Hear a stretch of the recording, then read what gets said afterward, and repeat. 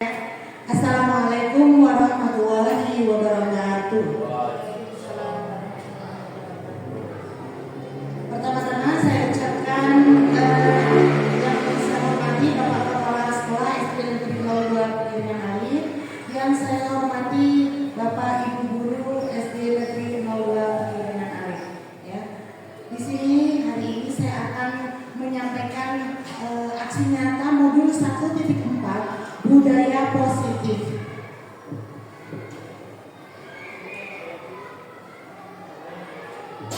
Baik Bapak Ibu guru hebat ya. Hari ini kita nanti untuk budaya positif nanti dimulai dari pengertian dari budaya positif. Budaya positif adalah perwujudan dari nilai-nilai dan keyakinan universal yang diterapkan di sekolah. Jadi dalam menciptakan budaya positif di sekolah, guru perlu menerapkan berbagai nilai-nilai positif untuk menciptakan lingkungan yang nyaman untuk belajar. Jadi siswa itu di sekolah ketika belajar itu tidak merasa tertekan ya. Siswa merasa bahagia ketika mengikuti pelajaran di sekolah.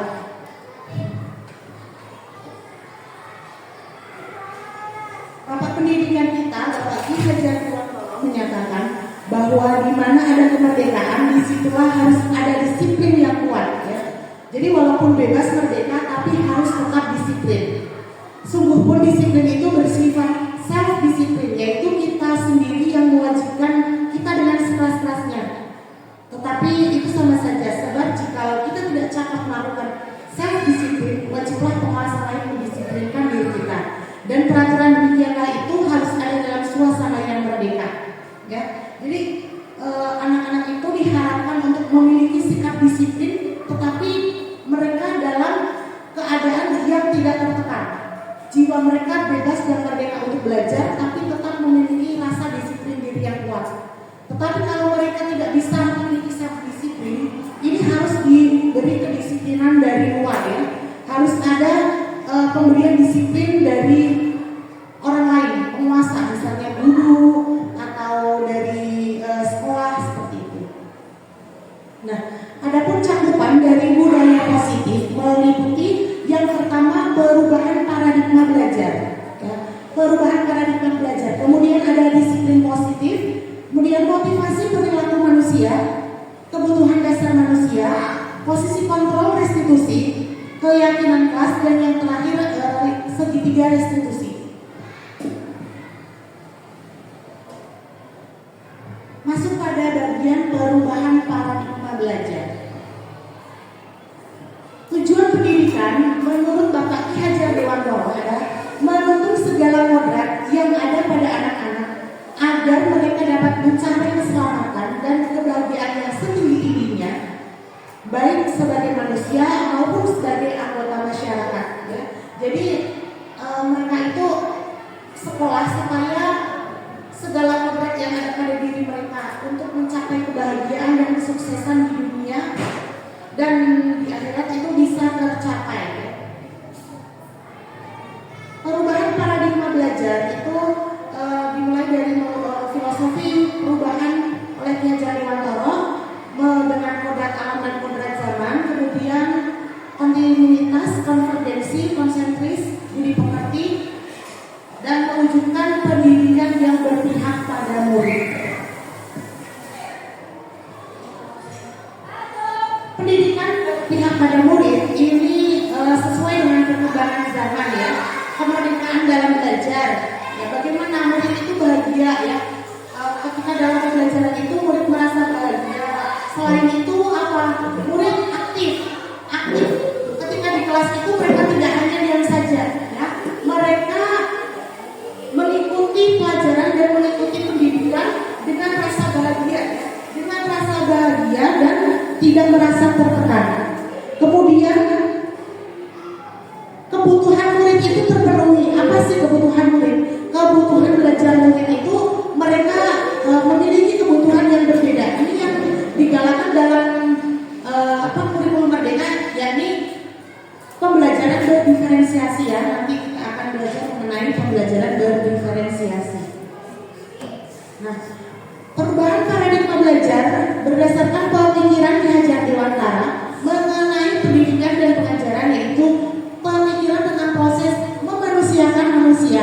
sehingga manusia bisa merdeka dalam belajar. Kemerdekaan belajar tersebut diarahkan pada fisik, mental, jasmani maupun rohani yang akan dihargai semaksimal mungkin. Jadi mereka itu nanti ketika dalam proses belajar mengajar selalu diarahkan pada hal yang positif agar tapi kehidupan mereka juga menjadi baik ya, fisik, mental, jasmani maupun rohaninya. Nah, pembelajaran paradigma baru memastikan praktik pembelajaran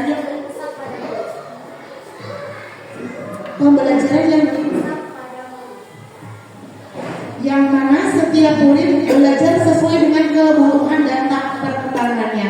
Bisa kita lihat ya, misalnya murid kelas 1 itu perlakuannya nanti berbeda dengan murid kelas 5 dan kelas 6 ya. Kelas 1 mungkin masih harus pembelajarannya bersifat konkret. Untuk pembelajaran misalnya mereka menghitung benda sampai 10. Guru mungkin bisa memberikan contoh dengan bola, menghitung buah ya. Karena sifatnya masih konkret. Sedangkan untuk kelas tinggi itu sudah diajarkan berpikir secara abstrak. Misalnya anak itu untuk perkalian-perkalian itu sudah tidak lagi menggunakan benda-benda konkret. Mereka sudah hafal di luar kepala, sudah paham konsepnya dari mereka kelas 1-nya ya. Jadi kalau konsepnya dari kelas 1, kelas 2, kelas 3 itu berurutan ya. Tidak bisa ujuk-ujuk anak nanti langsung belajar pada tahap yang abstrak. Ya, anak kelas 1 langsung diajari 5 ditambah 6, tapi disuruh langsung mikir, tidak diberi contoh secara konkret, itu akan membuat mereka semakin bingung karena tahap perkembangannya berbeda. Berikutnya mengenai disiplin positif ya. Disiplin itu selalu dihubungkan dengan tata tertib, teratur, dan kepatuhan pada peraturan. Nah, disiplin ini juga selalu dihubungkan dengan hukuman, padahal berbeda ya. Untuk belajar tentang disiplin positif tidak harus dengan memberi hukuman. Kita bisa memunculkan kesadaran mereka atas kesalahan apa yang mereka lakukan. Jadi tidak melulu setelah mereka melakukan kesalahan langsung diberi hukuman. Misalnya dengan menggunakan praktik segitiga restitusi yang nanti itu dimulai dengan meningkatkan kesadaran mereka bahwa mereka itu tahu mengapa mereka itu salah melakukan hal tersebut, dan mereka akan menyadari apa yang harus mereka lakukan dari kesalahan yang sudah diperbuat. Nah, disiplin diri ini dapat membuat seseorang menggali potensinya menuju pada sebuah tujuan, ya, sesuatu yang dihargai dan bermakna. Dengan kata lain, disiplin diri juga mempelajari bagaimana cara kita mengontrol diri, bagaimana menguasai diri, dan memilih tindakan pada nilai yang kita hargai. Ya. Kita disiplin pada hal-hal yang bersifat positif. Nah, sebagai pendidik, tujuan kita adalah menciptakan anak-anak yang memiliki disiplin diri, sehingga mereka bisa berperilaku mengacu pada nilai-nilai kebajikan. Ya. Jadi mereka tidak perlu dari guru untuk melakukan kedisiplinan tersebut ya. Tidak memiliki karena motivasi ingin dipuji dan lain-lain, tapi memang karena kesadaran untuk disiplin diri. Ya. Kemudian ada motivasi perilaku manusia ya. Ini motivasi perilaku manusia menurut Diane Gossen dalam bukunya Restrukturing Disiplin menyatakan ada 3 motivasi perilaku manusia. Jadi manusia bersikap dan berperilaku itu dengan berbagai motivasi. Yang pertama, untuk menghindari ketidaknyamanan atau hukuman. Kita patuh pada aturan supaya nggak dihukum. Tidak disiplin supaya nyaman. Yang kedua, untuk mendapatkan imbalan atau penghargaan. Ya, ini bisa untuk bertujuan agar mendapatkan pujian, agar mendapatkan imbalan, agar mendapatkan penghargaan seperti itu. Yang ketiga, untuk menjadi orang yang mereka inginkan dan menghargai diri sendiri dengan nilai-nilai yang mereka percaya. Ya, ini yang motivasi yang ketiga. Ya. Nah, untuk motivasi yang pertama ini adalah tingkat rendah dari motivasi perilaku manusia. Ya, melakukan sesuatu karena takut dihukum, karena supaya agar nyaman saja. Ya. Sebenarnya mereka ini orang yang seperti ini itu sedang menghindari permasalahan yang mungkin muncul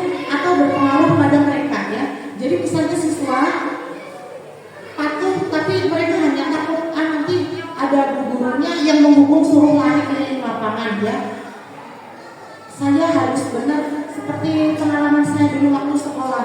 Saya harus bisa server, harus bisa dribble bola supaya tidak dihukum Pak Guru untuk keliling lapangan 10 kali, supaya tidak dihukum Pak Guru untuk push up maupun sit up ya. Itu hanya motivasi supaya tidak dapat hukuman saja. Tidak ada kesadaran dalam belajar. Yang kedua, untuk mendapatkan imbalan atau penghargaan orang lain ya. Jadi ada misalnya siswa ya, mereka melakukan sebuah tindakan agar dipuji gurunya, agar dipuji oleh Pak Gurunya. Kadang seperti itu, hanya ingin mendapatkan penghargaan dan pujian, bukan atas kesadaran sendiri. Yang ketiga ini untuk menjadi orang yang mereka inginkan dan menghargai diri sendiri dengan nilai-nilai yang mereka percaya. Nah, mereka ini melakukan sesuatu karena nilai-nilai yang mereka yakini dan hargai. Mereka melakukannya karena mereka ingin menjadi orang yang melakukan nilai-nilai perilakunya bersifat internal ya, bukan bersifat eksternal untuk motivasinya. Selanjutnya ini bagian ini yang untuk kebutuhan dasar manusia. Ya, kebutuhan dasar manusia itu ada 5 ya. Yang pertama kebutuhan bertahan hidup. Yang kedua kasih sayang dan rasa diterima, kebutuhan untuk diterima. Yang ketiga penguasaan, kebutuhan atas pengakuan atas kemampuan. Yang keempat adalah kebebasan, kebutuhan akan pilihan. Dan yang terakhir adalah kesenangan, kebutuhan untuk merasa senang. Ya, setiap manusia ya.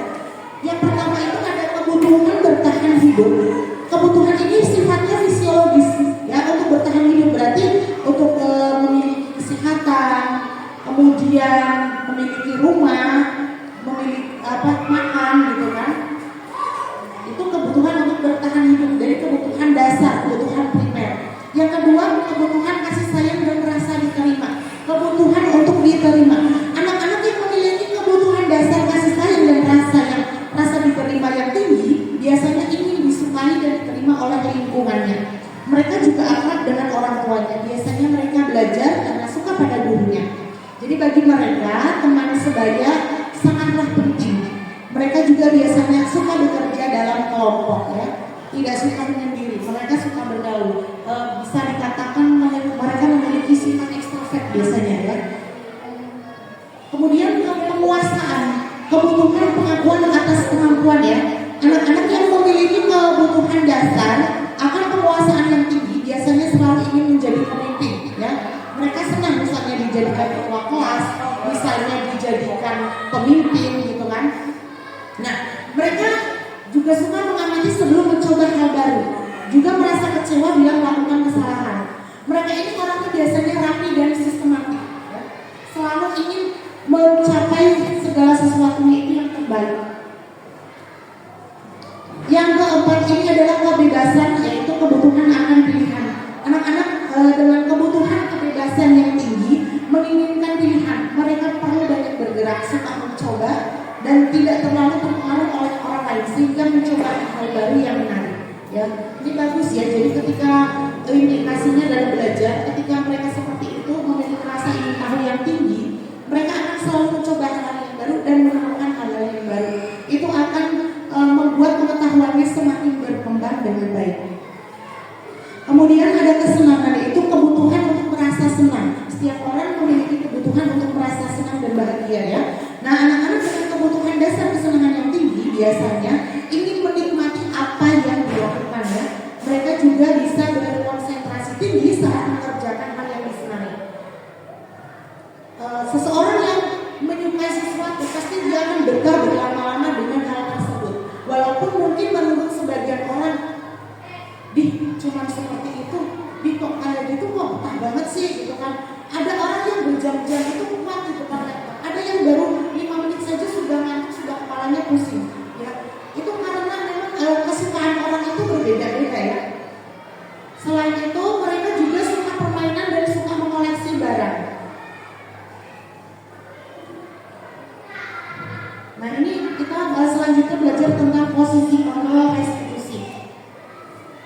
Nah, guru ya, dalam posisi kontrol guru itu satu ya, bisa sebagai penghukum, dua pembuat merasa bersalah, sebagai teman, sebagai pemantau dan sebagai manajer. Saya akan jabarkan sedikit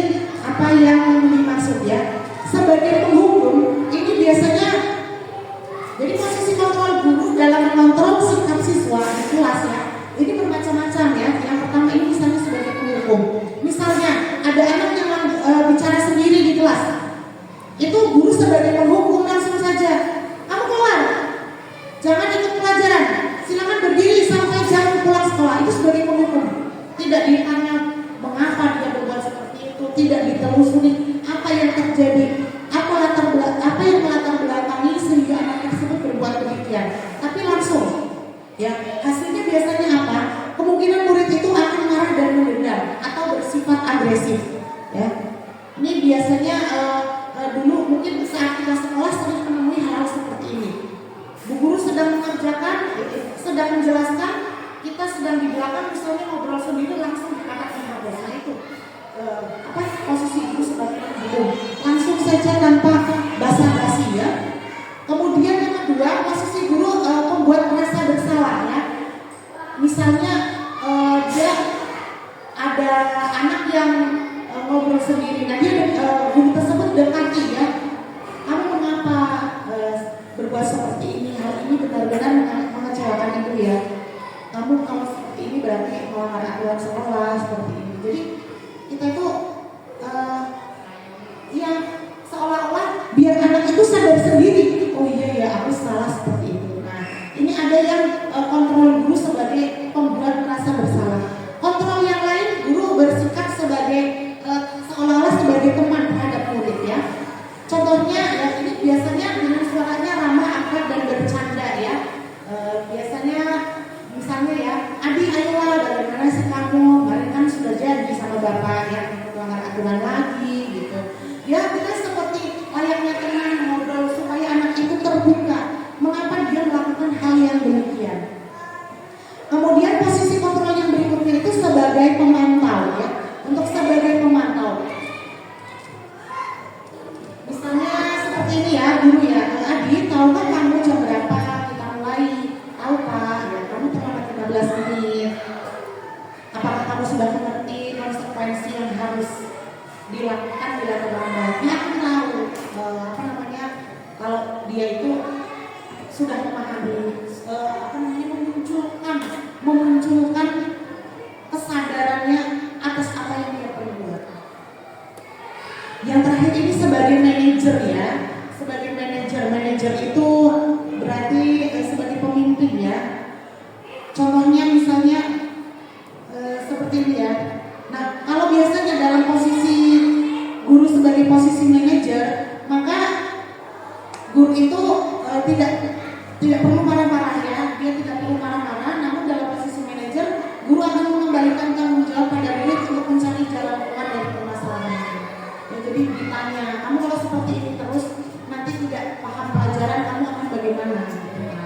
Nanti anak-anak semakin dimunculkan kesadarannya. Berikutnya ini cakupan yang lain dari budaya positif yaitu meliputi keyakinan kelas ya. Kalau zaman dulu itu peraturan kelas, kalau sekarang keyakinan kelas lah. Mengapa ini keyakinan kelas bukan peraturan kelas? Kalau keyakinan itu nilai-nilai kebajikan yang universal yang disepakati secara tersurat ya, lepas dari latar belakang suku, negara, bahasa maupun agama. Nah ini untuk praktik segitiga restitusi ya. Nah segitiga restitusi itu apa sih? Segitiga restitusi adalah pendekatan untuk membantu murid mengembangkan disiplin diri melalui proses perbaikan diri. Jadi dalam segitiga restitusi murid diberikan kesempatan untuk memperbaiki kesalahan mereka sehingga mereka dapat kembali ke kelas dengan karakter yang lebih kuat. Contohnya misalnya ada anak yang setiap hari datang terlambat, bapak ibu guru bisa memanggil anak tersebut ya, kemudian diajak berbicara, ditanya alasannya ya, jadi tidak langsung diberi hukuman. Ada prosesnya ya, melalui proses segitiga restitusi tersebut. Nah, untuk segitiga restitusi ini, yang pertama itu validasi tindakan yang salah, menstabilkan integritas dan menanyakan keyakinan. Untuk validasi tindakan yang salah, misalnya ya, menanyakan alasan mengapa dia melakukan hal tersebut ya. Nah, menstabilkan identitas dulu memberikan penguatan. Jadi setiap orang itu pasti pernah melakukan kesalahan. Nanti ditanya, apa yang akan kamu lakukan selanjutnya gitu ya. Kamu masih ingat kan bagaimana kesepakatan keyakinan kelas yang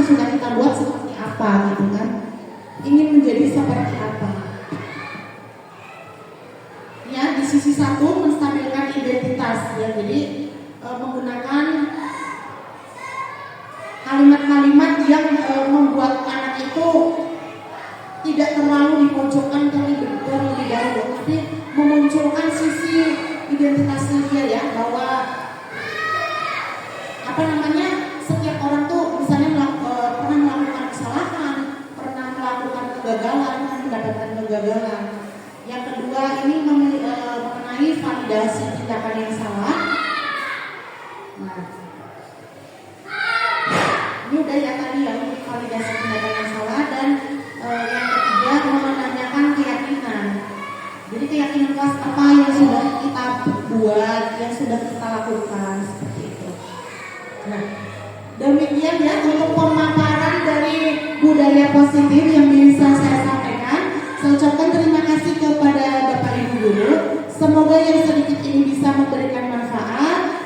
Wassalamualaikum warahmatullahi wabarakatuh.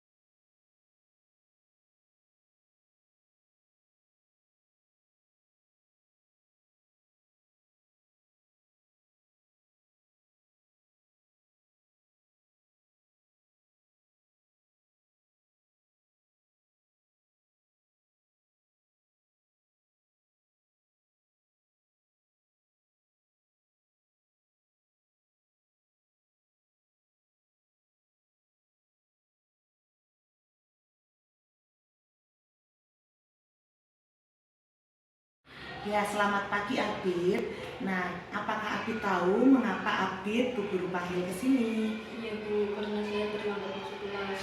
Oh, ya betul sekali. Abid Bu Guru panggil karena Abid datang terlambat ke sekolah. Nah, Bu Guru ingin tahu, coba Abid ceritakan mengapa Abid bisa terlambat datang ke sekolah pagi ini. Karena tadi malam saya tidur jam 10. Oh, kamu tidur jam 10. Kamu kenapa kok bisa tidur sampai selarut itu? Saya membantu teman-teman untuk menyiapkan biasa-biasa untuk acara 17 Agustusan. Oh, seperti itu. Nah, kira-kira supaya Abid tidak terlambat lagi, apa yang akan Abid lakukan ke depannya? Saya akan tidur lebih awal dan bangun pagi ke depannya. Terus? Dan meminta maaf kepada guru dan teman-teman karena sudah datang.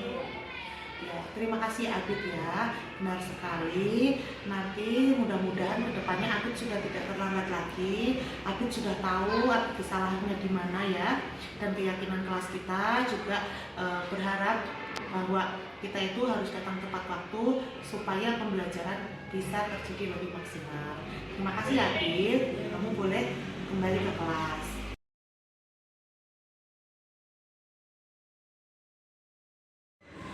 Ya, Mas Dika tahu tidak kenapa Mas Dika Bu Guru panggil ke sini? Ya, kenapa? Karena saya main HP di kelas. Ya, Bu Guru mau tanya, mengapa sih Mas Dika saat pelajaran kok main HP? Karena materinya tidak paham. Sulit, seperti itu. Jadi begini ya Mas Dika, kalau materinya sulit dan tidak paham, kira-kira kalau Mas Dika main HP, Mas Dika jadi bagaimana? Tidak paham memahami materinya. Iya, tambah tidak paham lagi. Kemudian teman-teman bagaimana? Merasa terganggu. Nah, teman-teman juga akan merasa terganggu, benar sekali ya. Nah, jadi karena kita kan juga sudah sepakat untuk keyakinan kelas kita. Keyakinan kelas kita apa? Tidak boleh membawa HP tidak boleh menggunakan HP saat ada pelajaran. ya, saat ada pelajaran ya. Apabila tidak diperlukan juga tidak digunakan. Nah, untuk memperbaiki kesalahan ini, kira-kira Mas apa yang akan Mas Dika lakukan?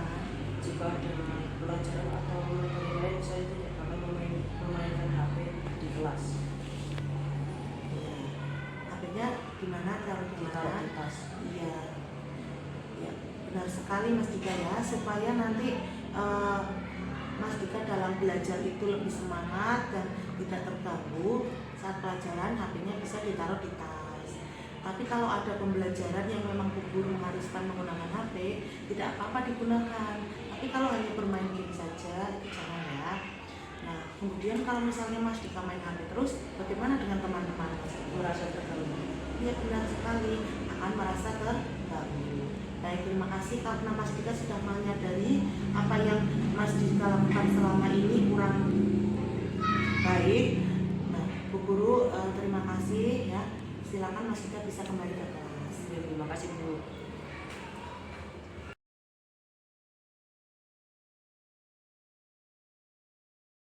Assalamualaikum warahmatullahi wabarakatuh.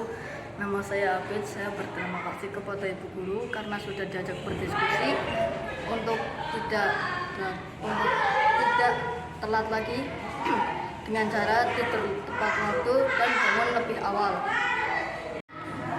Perkenalkan, nama saya Dika Arya Sakit. Saya kesalahan saya waktu bermain HP di kelas, dan saya tidak akan mengulangi lagi kesalahan saya waktu ada di kelas, dan saya akan menaruh HP di dalam tas saat ada pelajaran dan tidak bakal mengganggu teman-teman yang lain untuk dalam pembelajaran.